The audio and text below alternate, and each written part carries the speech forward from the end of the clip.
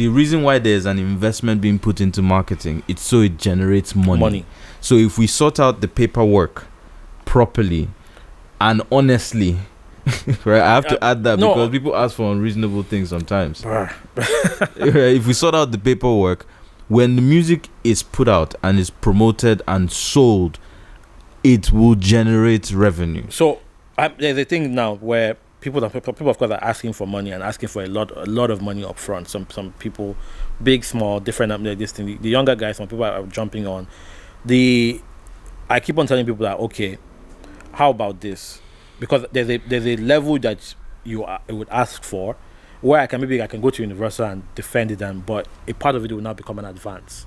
Yeah. It will now not be maybe a fee. Yeah. So I'm like, okay, how about you're getting? And I keep on telling people, you don't need to take an advance. This is not we're not signing you. Yeah.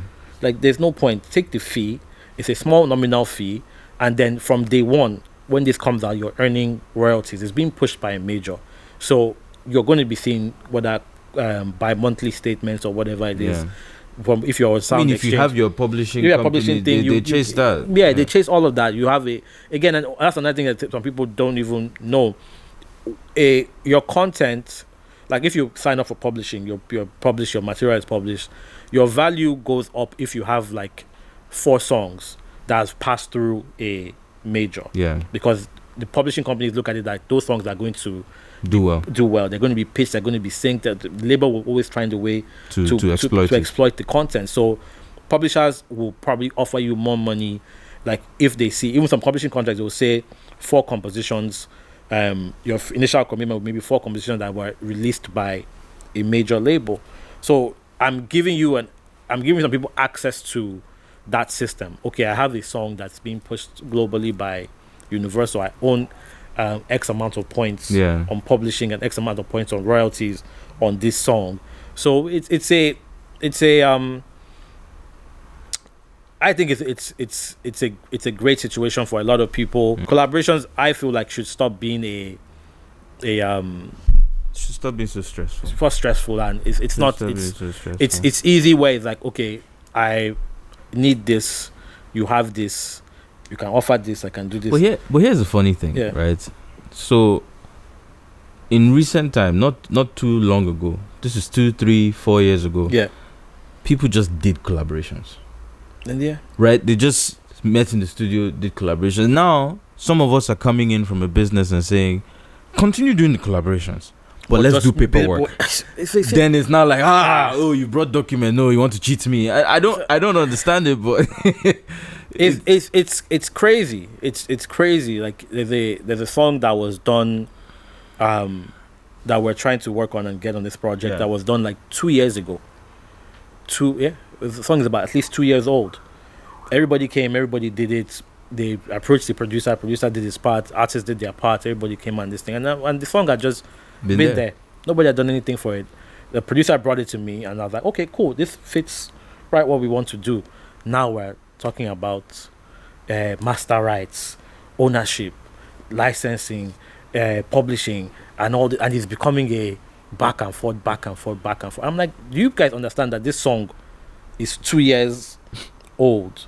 One of the artists that was on it, and the one I respect the most, was on it, and I approached him, and he said, he was a featured artist, and he was like, I don't like doing music that has been sat on, because I did that thing then, I was gingered then. Yeah. And he's a pretty big artist, and I respected it so much. He got back to me like an hour, 2 hours after I approached it. I say, oh, look, I want to clear this song. It's an old song. I don't really do old songs. I don't like doing that. You can come to me and maybe we'll do another song. Project, this one, let's just... that's who I was then. That's who I was then. I don't want to really do that now. And when the person said it, I can remember, he had a phase where he was sounding like this. So it's like, I understand. Let's leave it. Let's move on. That's simple. Clear reason why you don't want to do it. I respect the reason, and then this. But then other people are, I want this. I want this. This is how I want it to be. Just basically trying to figure out how to exploit the situation. But I'm like, you came in, you collaborated, created this song, you left the song. Now I'm trying to give you a platform to push this song. You had no plan for this song, but now because of paperwork has come, everybody's eye don't open, and everybody's now, hey, this is what I want, this is what I did, and this is what I did. Like, oh, you know how it is now. Even if we had the song for 2 years, maybe we are going to use it in the future. Well, the future is even talking about paperwork. I because I don't want to keep it too long. Yeah. We have talking about paperwork. I think we have a phobia in this country for it, and I say this because I don't think people understand that the purpose of paperwork is for clarity. It's basically saying you will do XYZ, I will do XYZ, and because of our contribution, this is what will benefit from this thing. And I don't want to say what do we do, but I'm saying maybe we use this opportunity to educate people, because there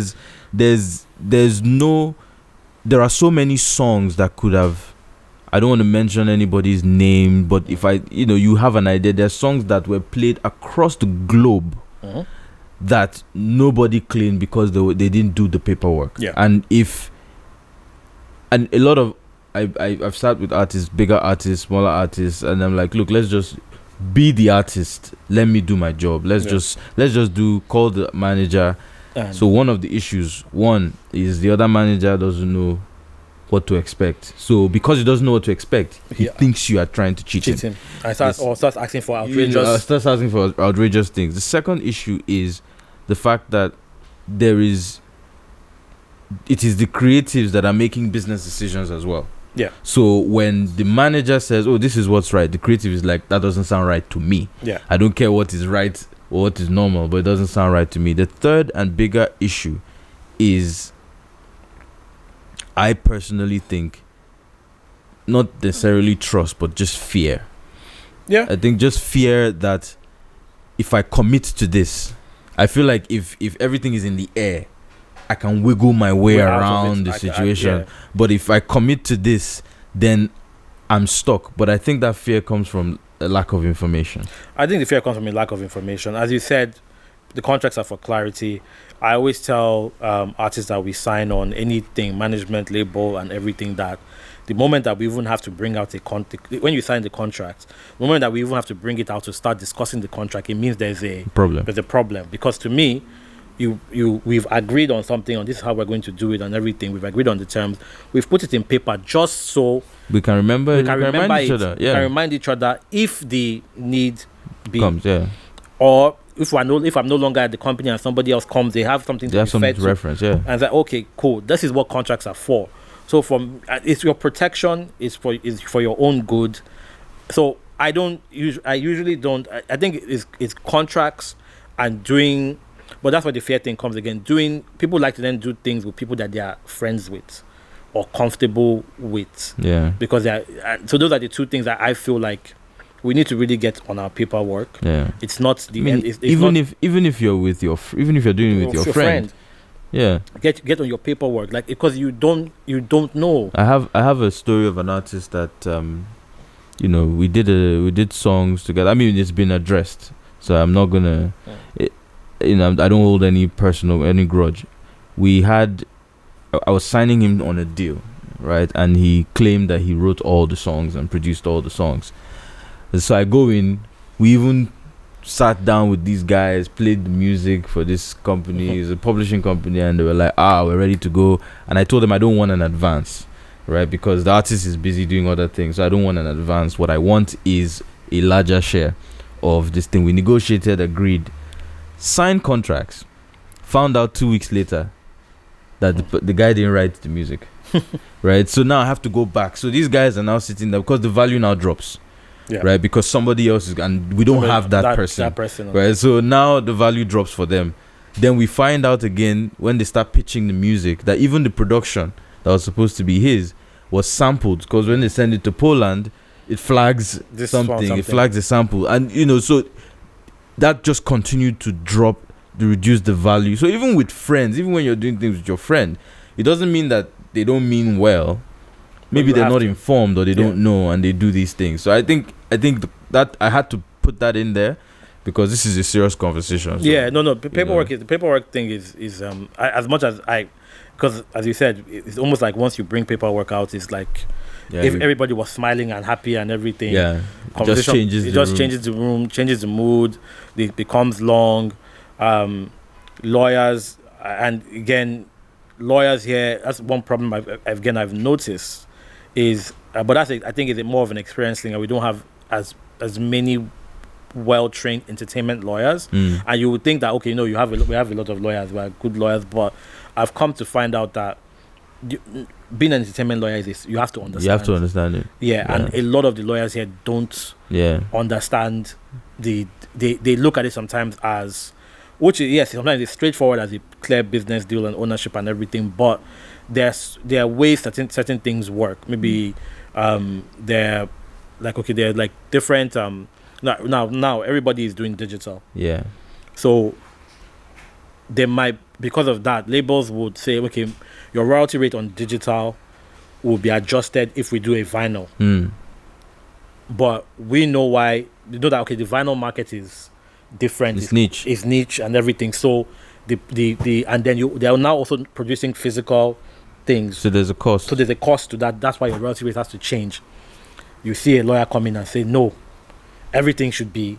So I've had one experience, and I think I can explain. I can sort of use this to explain it. So I sat with an artist who brought his lawyer, and midway through the conversation, I said something that the lawyer took very, very personal.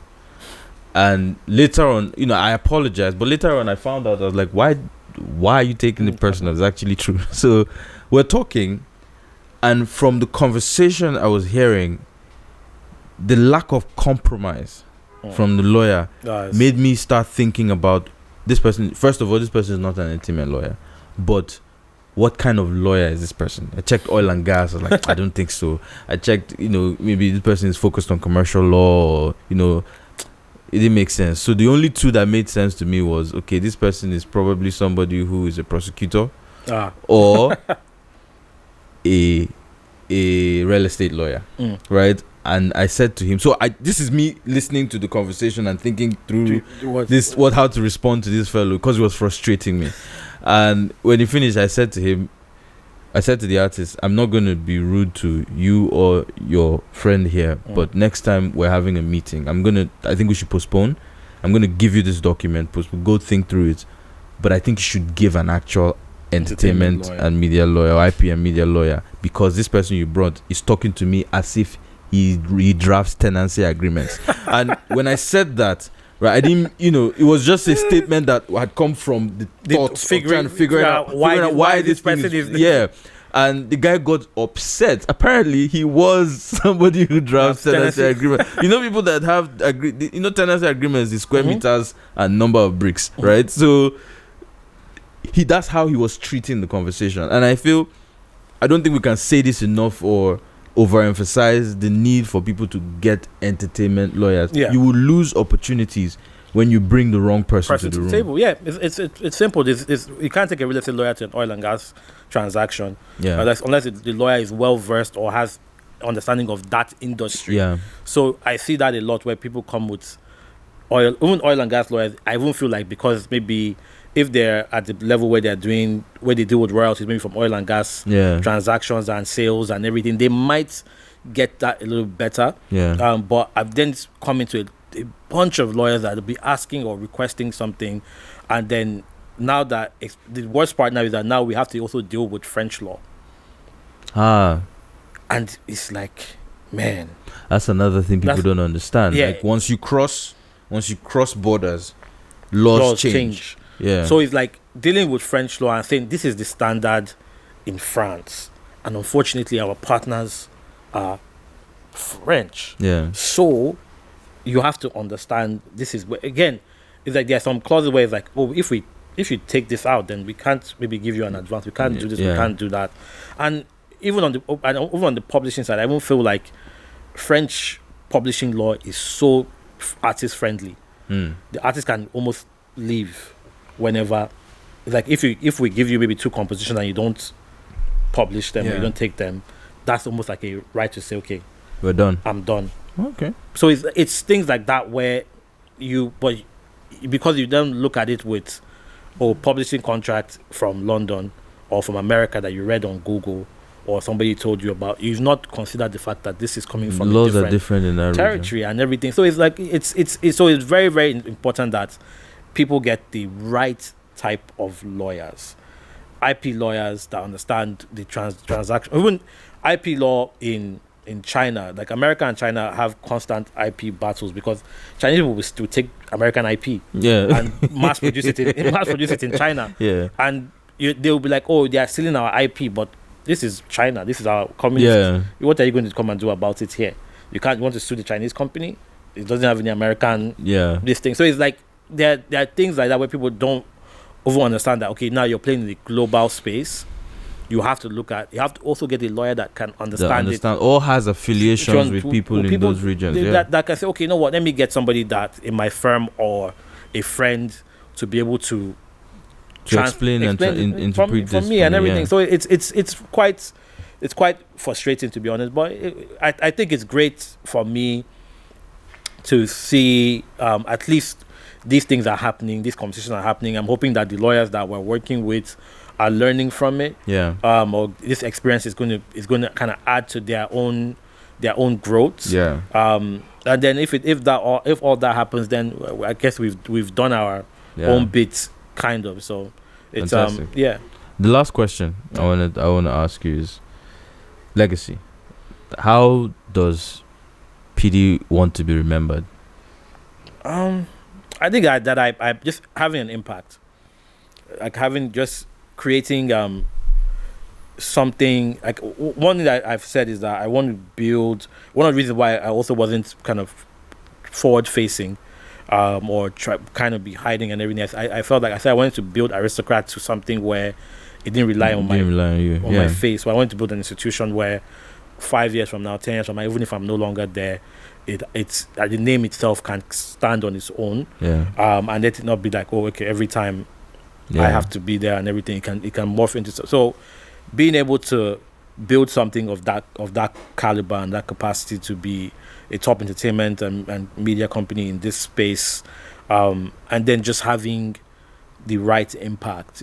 Just saying that, okay, he impacted in XYZ way, and you can see that the result of that. Is it with Burner and what the roads that he's opening up, or the roads that he's paving, even if nobody paves for him. Just whatever the impact is in one artist, in 10 artists, in 200 artists, in just moving the thing for shifting the needle. And I think we've done our own little part. I feel like there's still a lot to be done, and everything. And I want to, like everybody that is doing, like the names I called before, the Kelvin, Luciano, and Obiasika, and Kenny Ogumbe, and everybody that come before me that took money from their pockets to invest in another human being, which is one of the riskiest investments anybody can make. Because the person can fall sick, the person can die, the person can go crazy, can change their mind. It's an emotional thing. So it's a very risky investment. To be able to do that I think is worthwhile, and everybody should be applauded for that. But I want to build on what everybody. I feel like we're building on what they've done, and then just take it as far as possible. It kind of upsets me that there are no, like, those, like Kenny's is still there, but not so much as a record label anymore. They have their radio thing and all that. I think they still have a couple artists, but the label isn't the major thing. Storm and Obiasika, same thing. He's doing social media week. He has his media company and all that. But what Storm, I feel, brought to the industry and everything. The only person that, like, Jazzy has morphed from Mo Hits to Maven, and is still carrying that on. And that's what I want to see. The way Maven has grown, the way Chalk City has grown and is still relevant and is still there. For us to have more institutions like that to kind of carry the culture forward and to be one in that space and everything. Because I keep on saying that someone like out there, every time I tell him, I was like, I used to message you, go and check your Facebook, you see the messages that I used to send. So for me to be talking to you now as a peer in business, I feel like I've come a long way. So I'm happy of how far we've come and how far what we've achieved, but there's still a lot more to be done. And just I want to know that I did my best and broke ground, you know, and I think I'll be fine with that and everything. And I the way I always see it is, if you bring order into chaos, money will follow that. Yeah. So the financial returns of providing that order and that stability or that impact usually leads to profit or this thing or whatever a case may be. So let me focus on creating the impact, then the money create the value, then the money will come. Fantastic. Yeah. Fantastic. So that's my thing. I think just that impact and the profit will come from that. Everything else will come from that. Thanks, man. I appreciate your time. No problem. Thank you for anytime. Thank you for coming through. So guys, I hope you've learned something, Sha. I hope that this was useful, and I hope that you're able to take information that you've received here to apply it to your personal life or your business or your career, whether you're an artist, whether you're a manager, or just a regular creative entrepreneur in whatever form. And if you have any questions, feel free to hit me up on Instagram, Twitter @GodwinTom. And if you have questions for him, I'll pass them on. Hopefully I can get some time for him to answer the question. Yeah. So people have hit me up. I need to answer some of them. I know 2 people hit me up from your program. So please, but whatever it is, as I say, the true test of power and influence is in its distribution. This is bigger than me. It's bigger than you. If all of us put our hands together, we can grow the African entertainment industry. True. All right. Thanks, guys. All right.